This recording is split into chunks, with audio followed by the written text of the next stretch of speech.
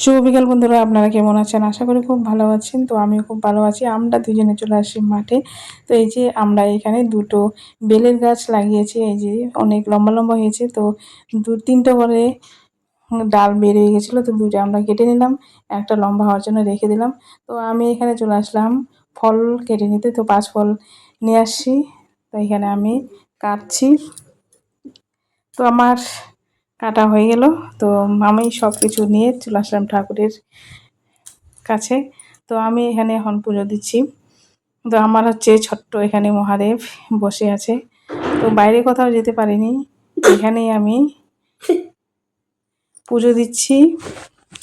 তো আপনারা কোথায় কোথায় গিয়েছিলেন অবশ্যই কমেন্টে জানাবেন। আমি কিন্তু যেতে পারিনি। আর আমার ভিডিওটা কেমন লাগছে অবশ্যই কমেন্টে জানাবেন। তো এই ছোট্ট বোনটিকে একটু পাশে থাকবেন, এটাই আমি আপনাদের কাছে